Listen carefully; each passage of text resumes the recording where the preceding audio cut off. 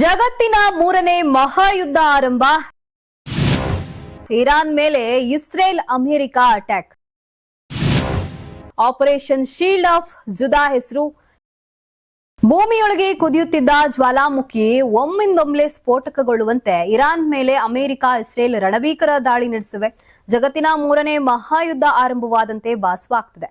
Israel ಮತ್ತು America ಸಂಯುಕ್ತ ಸಂಸ್ಥಾನಗಳು ಜಂಟಿಯಾಗಿ Iran ಮೇಲೆ ಭಾರೀ ದಾಳಿ ನಡೆಸಿವೆ.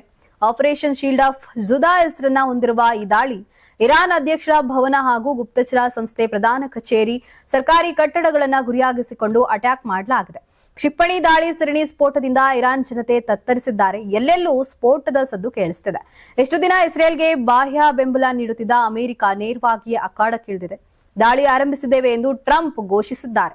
ಇನ್ನು ಇರಾನ್ ಸೇನೆ ದಾಳಿ ನಡೆಸುವ ಸಾಧ್ಯತೆ ಹಿನ್ನೆಲೆ ಮುನ್ನೆಚ್ಚರಿಕಾ ಕ್ರಮವಾಗಿ ದಾಳಿ ನಡೆಸಿದ್ದ ಇಸ್ರೇಲ್ ಸ್ಪಷ್ಟಪಡಿಸಿದೆ. 2025ರ ಜೂನ್ನಲ್ಲಿ 12 ದಿನಗಳ ಕಾಲ ನಡೆದ ಇರಾನ್ ಇಸ್ರೇಲ್ ವಾಯುಯುದ್ಧದ ಬಳಿಕ ಈ ದಾಳಿ ನಡೆದಿದೆ.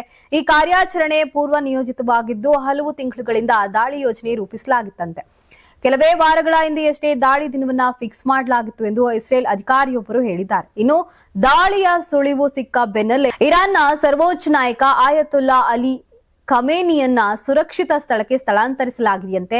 ಟೆಹರಾನ್ ಮತ್ತು ವಾಷಿಂಗ್ಟನ್ನ ನಡುವೆ ಪರಮಾಣು ಒಪ್ಪಂದಕ್ಕಾಗಿ ರಾಜತಾಂತ್ರಿಕ ಪ್ರಯತ್ನಗಳು ನಡೆಯುತ್ತಿರುವಾಗಲೇ ಈ ದಾಳಿ ನಡೆದಿದೆ. ಇರಾನ್ನಲ್ಲಿ ಪೂರ್ವ ಮತ್ತು ಪಶ್ಚಿಮ ಟೆಹರಾನ್ನಲ್ಲಿ ಮೊಬೈಲ್ ಫೋನ್ ಸೇವೆಗಳನ್ನ ಕಡಿತಗೊಳಿಸಲಾಗಿದ್ದು ಮತ್ತು ಇರಾನ್ ದೇಶದ ವಾಯು ಪ್ರದೇಶವನ್ನ ಮುಚ್ಚಿಸಲಾಗಿದೆ.